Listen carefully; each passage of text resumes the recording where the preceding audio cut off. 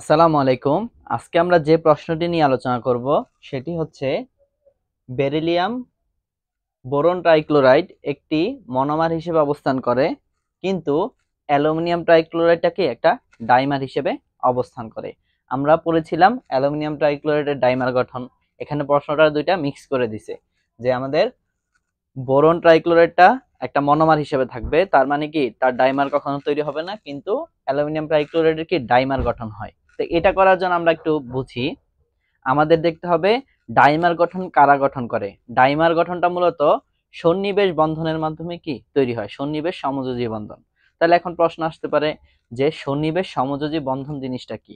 সন্নিবেশ বন্ধন আমরা কিভাবে বুঝবো? আমরা আগে অনেক জায়গায় শিখেছি যে কোনো একটা মৌলের কি থাকবে, জোড়া ইলেকট্রন থাকবে, আরেকটা মৌলের কি থাকবে, ফাঁকা ঘর থাকবে। তাহলে ফাঁকা ঘর থেকে কি জোড়া ইলেকট্রন থেকে ফাঁকা ঘর ইলেকট্রন তারা যদি শেয়ার করে একটা কি বন্ধন তৈরি হয়। তাহলে এটাই মূলত আমাদের কি সন্নিবেশ সমযোজী বন্ধন। তার মানে আমরা দেখব যারা সন্নিবেশ সমযোজী বন্ধন তৈরি করতে পারে তাদের মধ্যে কি ডাইমার হওয়ার একটা সম্ভাবনা থাকে। এখানে আরেকটা জিনিস বলি, জিনিসটা একটু জাস্ট শর্টকাটে বলে নিই। তোমরা খেয়াল করবা এখানে কার মধ্যে সন্নিবেশ বন্ধন তৈরি হতে পারে আর কার মধ্যে হতে পারে না। যার মধ্যে হতে পারবে সেই কি ডাইমার গঠন করে, আর যার মধ্যে হতে পারে না সে কখনো ডাইমার গঠন করে না। তাহলে এখানে আমরা আগে বোরন ট্রাইক্লোরাইড আর অ্যালুমিনিয়াম ট্রাইক্লোরাইডের গঠনটা দেখি। তোমরা ছোট ক্লাসে শিখেছো কোনটা কিভাবে বন্ধন তৈরি করে। আমরা জানি বোরন ট্রাইক্লোরাইডটা কি সন্নিবেশ বন্ধন সমযোজী বন্ধনের মাধ্যমে কি বন্ধন গঠন করে, মানে ইলেকট্রন শেয়ারের মাধ্যমে। আর অ্যালুমিনিয়াম ট্রাইক্লোরাইডটা মনে হচ্ছে কি আয়নিক বন্ধনের মাধ্যমে বন্ধন গঠন করে। তাহলে এটা আমরা একটু জাস্ট রিভিশনটা দিই আগের জিনিসটা কিভাবে হয়। তাহলে আমরা যদি বোরনের ইলেকট্রন বিন্যাস লিখি, বোরন বোরন কত 5, 1s 2s 2px 2py 2pz, এরকম ছিল বোরনটা। তাহলে বোরনকে যদি উত্তেজিত করা হয় তাহলে আমাদের কি দাঁড়ায়, 1s 2s 2px 2py 2pz। তাহলে এখানে যা ছিল তাই লিখছি আমরা। উত্তেজিত করলে কি হয়, এখানের একটা ইলেকট্রন কি করে লাফ দিয়ে পাশের অরবিটালে চলে যায়, এ হচ্ছে তার উত্তেজিত অবস্থা। তাহলে আমি বোরন লিখলাম। এখন আমি যদি ক্লোরিনটা লিখি, ক্লোরিনটা কিভাবে লিখবো আমরা,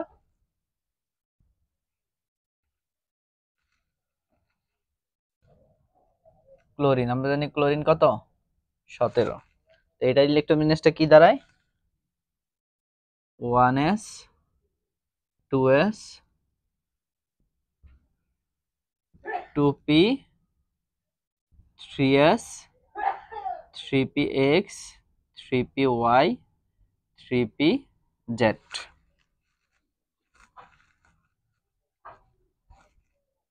দেখো 4 10 12 আর কয়টা থাকে, 5টা।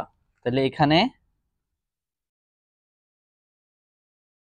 এখানে দুইটা, এখানে দুইটা, এখানে একটা।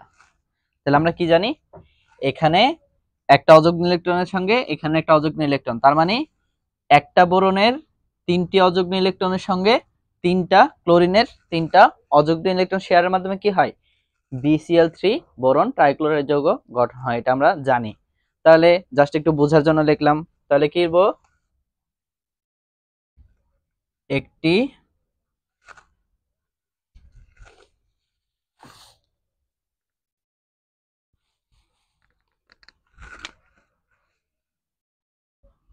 বোরনের 3টি অযুগ্ম ইলেকট্রন এর সাথে 3টি ক্লোরিনের 3টি অযুগ্ম ইলেকট্রন শেয়ারের মাধ্যমে মাধ্যমে কি তৈরি হয় আমাদের BCl3 যৌগ গঠিত হয়। যদি তোমাদের মার্কটা যদি বেশি আসে, মনে করো 5-এর জন্য আসে, তাহলে তোমরা একটু ডিটেলসে যাবা, নয়তো তোমাদের ডিটেলসে যাওয়ার দরকার নেই। অনেক সময় বড় প্রশ্নের মধ্যে একটা প্রশ্নে মার্ক দেওয়া থাকে 5 বা 7 দেওয়া থাকে, একটা প্রশ্নে 3 দিল, যদি 3-এর জন্য দেয় তোমরা জিনিসটা ছোট করে আনবে, এই জিনিসের দরকার নাই। এখন যতটুকু দিব ততটুকু দিয়ে করবা। তাহলে আমরা এখানে BCl3 এর গঠনটা দেখলাম, তাহলে আমাদের কথা কি ডাইমার গঠন করতে পারবে কিনা। তাহলে আমরা দেখি বোরন, আমাদের কি দেখলাম, আমরা বোরনটা হচ্ছে সর্বোচ্চ 2টা কক্ষপথে বিন্যস্ত, তার মানে 1টা 2টা, তার মানে তার জন্য কি শক্তি স্তর কয়টা আছে 2টা, তার মানে তার আকারটা কি অনেক ছোট। তাহলে কি বলি, বোরনের আকার অধিক ছোট হওয়ায়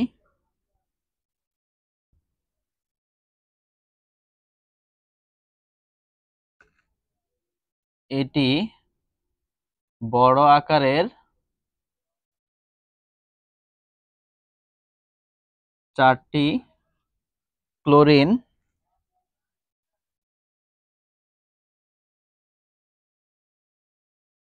ক্লোরাইড আয়নকে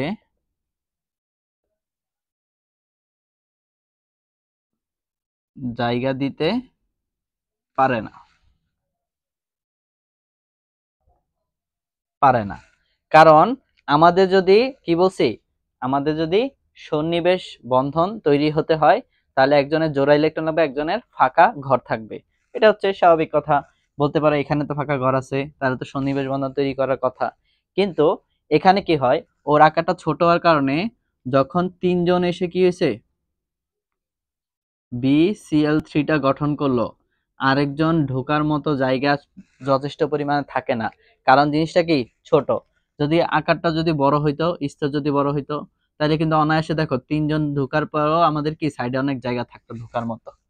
তার মানে বোঝা যাচ্ছে কি এখানে স্টেরিক বাধাটাও কি একটা কাজ করে। তার মানে আকার ছোট হইলে আমাদের কি করতে পারবে না, বড় আকারের যে পরমাণুগুলো আছে তাদের কি করতে পারবে না, জায়গা দিতে পারবে না। অনেক সময় দেখবা একটা ছোট জিনিস, তাকে একটা খেলা, সার্কাস খেলা হচ্ছে, এখানে মানুষজন ঘিরে দাঁড়ায়, যদি মানুষজন অল্প জায়গা নিয়ে দাঁড়ায় তাহলে বেশি মানুষ কিন্তু দাঁড়াইতে পারে না। আর যদি একটা সার্কাস খেলা হচ্ছে, মানুষজন যদি একটু দূরত্ব নিয়ে দাঁড়ায়, তাহলে কিন্তু অনেকজন মানুষ কি জায়গা পাবে। তার মানে অনেকটা এরকম, ওর আকারটা ছোট হওয়ার কারণে ওর চতুর্দিকে কি বড় আকারের পরমাণুগুলো, এতগুলো পরমাণু কি জায়গা দিতে পারে না। যেহেতু জায়গা দিতে পারবে না, তাহলে তো কি সে ডাইমার গঠনও করতে পারতেছে না। তাহলে আমরা কি বলবো,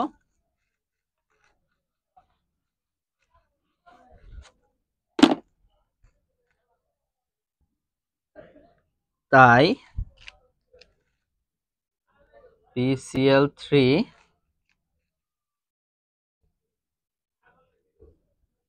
মনোমার হিসেবে অবস্থান করে। তার মানে এই কারণে কি আমাদের BCl3 মনোমার হিসেবে অবস্থান করে। তাহলে এখন আমরা কি দেখব, অ্যালুমিনিয়াম ট্রাইক্লোরাইড কি ডাইমার হিসেবে অবস্থান করতেছে। প্রশ্নে কিন্তু আমাদের কেমিস্ট্রির মধ্যে ম্যাক্সিমাম জিনিস কি প্রশ্নের মধ্যে কিন্তু উত্তর দিয়ে দেয়, একটু খেয়াল রাখবে তোমরা। এখানে বলছে ও মনোমার হিসেবে অবস্থান করে, তার মানে কি ও ডাইমার তৈরি করতে পারে না, আর ও কি ডাইমার হিসেবে অবস্থান করে। তার মানে ডাইমার হিসেবে অবস্থান করলে সন্নিবেশ বন্ধন থাকবে, আকারটাও কি বড় থাকা লাগবে। তাহলে সেম ঘটনা তুমি এখানে দিতে পারো। কি বলবো, আমরা অ্যালুমিনিয়ামের ইলেকট্রন বিন্যাস দেখব।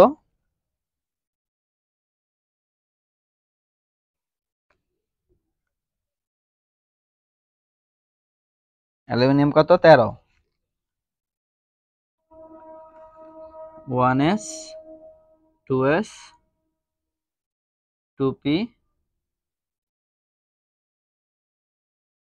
3s 3p 13। ঠিক আছে, ওর সর্বশেষ শক্তি স্তরের ইলেকট্রন আছে কয়টা দেখো তো, ওর সর্বশেষ শক্তি স্তরের ইলেকট্রন আছে 3টা, আর তার আগে স্তরের ইলেকট্রন কয়টা আছে 8টা। তাহলে ওর অষ্টক পূরণ করতে হলে 5টা ইলেকট্রন দরকার, অথবা 3টা ত্যাগ করা দরকার। তাহলে আমরা কি জানি, যেটা করতে সুবিধা হবে তারা কি সেটাই করে। আমরা ছোট ক্লাসে করে এসেছি অ্যালুমিনিয়াম ট্রাইক্লোরাইড কি আয়নিক বন্ধন তৈরি করে ইলেকট্রন আদান প্রদানের মাধ্যমে। তার মানে ও যদি তার 3টা ইলেকট্রন ছেড়ে দিতে পারে, সহজে সে কি নিষ্ক্রিয় গ্যাসে ইলেকট্রন বিন্যাস লাভ করতে পারবে। সেম নিয়মে আমাদের কারে দেখবো, ক্লোরিনকে। তাহলে ক্লোরিনটা যদি হয়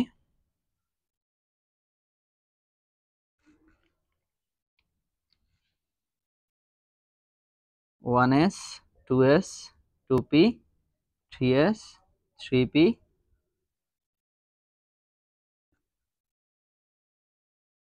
3px, 3py, 3pz।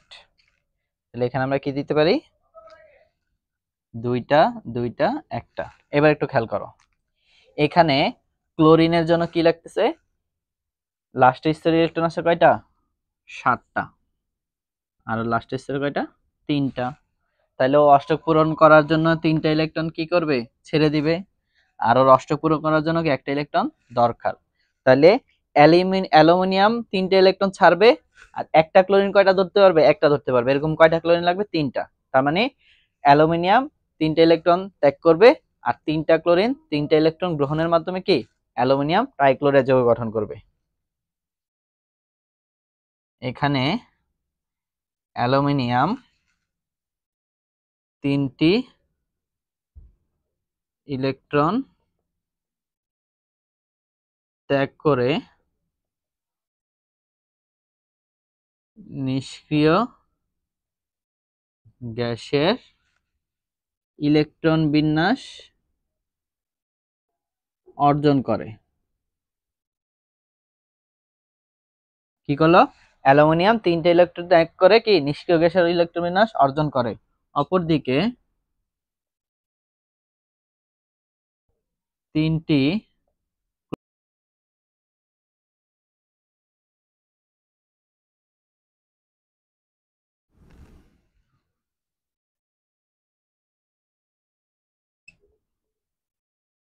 অ্যালুমিনিয়াম এর ছেড়ে দেওয়া 3টি ইলেকট্রন গ্রহণের মাধ্যমে কি করে, AlCl। অ্যালুমিনিয়াম ট্রাইক্লোরাইড লেখে কিভাবে, আমরা জানি যৌগ লেখার সময় কি যোজনী স্থান বিনিময় করে। অ্যালুমিনিয়াম যোজনী 3 এখানে আসছে, আর ক্লোরিনের যোজনী 1 লেখার দরকার নেই। তাহলে কি অ্যালুমিনিয়াম ট্রাইক্লোরাইড যৌগ গঠন করে। এটা কিন্তু আমার মেইন প্রশ্ন না, আমি জাস্ট বাড়ানোর জন্য এতটুকু বেশি লিখছি। যদি তোমাদের প্রশ্নের মার্ক একটু বড় থাকে, আগেই বলতেছি, তোমরা এরকম ফুল ডিটেলসে দিয়ে লিখবে। আর যদি প্রশ্নের মার্কটা ছোট থাকে, মেইন কথাটুকু দিয়ে লিখলে হবে। মার্ক হিসেবে এখন তো উপরের ক্লাসে উঠছো, বুঝবা যে কতটুকু আনসার দেওয়া লাগবে। তাহলে এখন আমরা কি বলি, অ্যালুমিনিয়াম 3+, অ্যালুমিনিয়াম যে 3টা ইলেকট্রন ত্যাগ করলো, কইলে কি হয়েছে, অ্যালুমিনিয়াম 3+ আয়ন তৈরি হয়েছে, তাই না? তাহলে অ্যালুমিনিয়াম কি হয়েছে, 3+ আয়ন তৈরি হয়েছে। অ্যালুমিনিয়াম তার 3টা ইলেকট্রন দিয়ে দিলে আর কি ওর ফাঁকা ঘর হয়ে যায়। তার মানে ওর কি আছে, ফাঁকা ঘর আছে। ও চাইলেই কি কারো ইলেকট্রন তার মধ্যে আনার প্রবণতা রাখে। এখন দেখো, অ্যালুমিনিয়াম 3+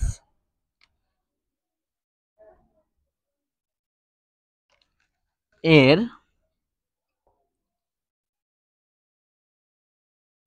ইলেকট্রন ঘনত্ব বেশি হওয়ায়, অ্যালুমিনিয়ামের ইলেকট্রন ঘনত্ব বেশি হয়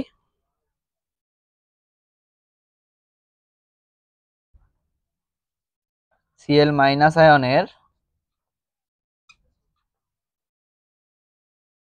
পোলার আয়ন সহজে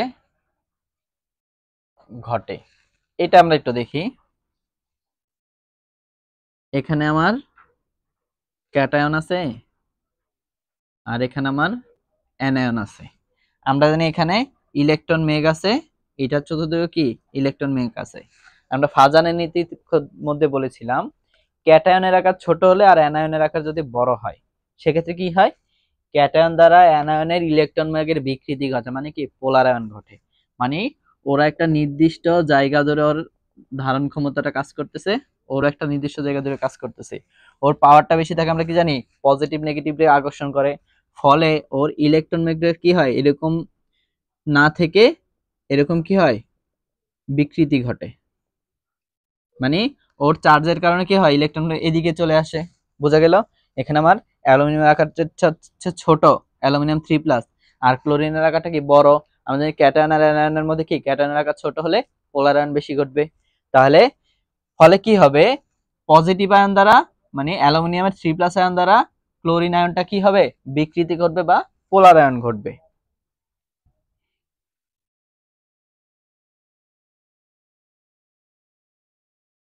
ফলে Cl- এর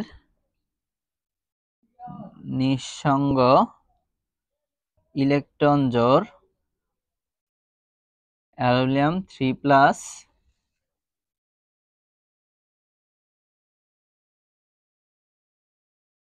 এর সাথে সন্নিবেশ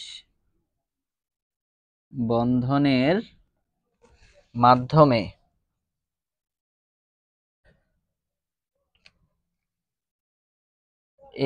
Al2Cl3 এর কি করে 3 ডাইমার গঠন করে। কিভাবে করলো? ক্লোরিনের ইলেকট্রনটা ওর দিকে আসতেছে, ক্লোরিনের মধ্যে আছে জোড়া ইলেকট্রন, আর আমাদের অ্যালুমিনিয়াম আছে কি ফাঁকা ঘর। তাহলে জোড়া ইলেকট্রন আর ফাঁকা ঘর হইলে কি আমাদের সমযোজী বন্ধন, আর আমরা বলছিলাম যে সমযোজী বন্ধন তৈরি করবে সেই আমাদের কি করতে পারবে, আমাদের ডাইমার গঠন করতে পারবে। তাহলে এখন আমরা ডাইমারটা দেখি। আমরা আগেও কিন্তু নির্দিষ্টভাবে বলেছিলাম যে অ্যালুমিনিয়াম ট্রাইক্লোরাইডের ডাইমার গঠন ব্যাখ্যা করো। জাস্ট এখানে একটু লেজ লাগানো হয়েছে, আর কিছুই না। তাহলে অ্যালুমিনিয়াম ট্রাইক্লোরাইডের কি ডাইমারটা দেখি আমরা। হচ্ছে আমার অ্যালুমিনিয়াম, ক্লোরিন, ক্লোরিন, ক্লোরিন। লেখার সিস্টেমটা দেখো, এখানে একটা সাইড ফাঁকা আছে আমাদের, কারণ আমাদের কি AlCl3 কয়টা? 3টা। তাহলে এখানে অ্যালুমিনিয়ামটা লিখলাম। লেখার সিস্টেমটা কি, এই ক্লোরিনটা যদি এদিকে থাকে এটার একটা ক্লোরিনকে আমরা কোন দিকে দিব, নিচের দিকে দিব।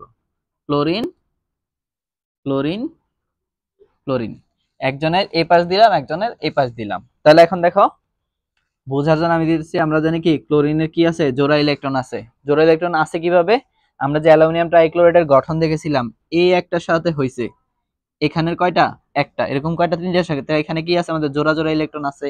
ক্লোরিনের মধ্যে কয় জোড়া ইলেকট্রন আছে? 3 জোড়া ইলেকট্রন আছে। আমার সব দেখানোর দরকার না, আমার প্রয়োজনের জন্য আমি একটা দেখালাম। তাহলে এই ক্লোরিনের এখানেও কি আছে জোড়া ইলেকট্রন আছে। এতটুকু আশা করি বুঝতে পেরেছো। তাহলে অ্যালুমিনিয়াম যে তৈরি হলো, এই অ্যালুমিনিয়াম, তাহলে এই অ্যালুমিনিয়ামের মধ্যে কি আছে ফাঁকা ঘর আছে, আর ওর মধ্যে কি ইলেকট্রন জোড়া আছে।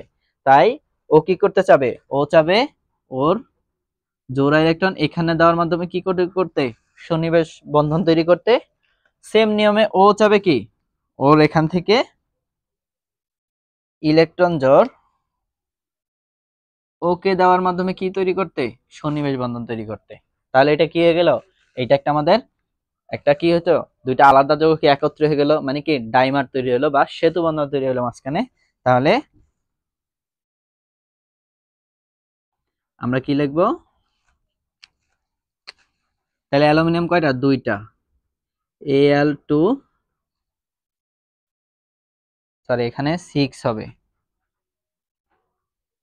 ক্লোরিন কয়টা? 3টা, 3টা 6টা, Cl6। চিত্র এর ডাইমার গঠন। ঠিক আছে, দেখো জিনিসটা কিন্তু একদম সহজ, জাস্ট একটু বুঝলে কি হয়ে যায়। আর প্রশ্নের দিকে খেয়াল রাখে কি তোমরা আনসারটা পেয়ে যাবা। আশা করি এতটুকু সকলে বুঝতে পেরেছো। যদি কেউ কোথাও না বুঝে থাকো অবশ্যই আমাদের কমেন্ট বক্সে জানাবে, আমরা সলভ করে দেওয়ার চেষ্টা করব। সকলে ভালো থেকো, আসসালামু আলাইকুম।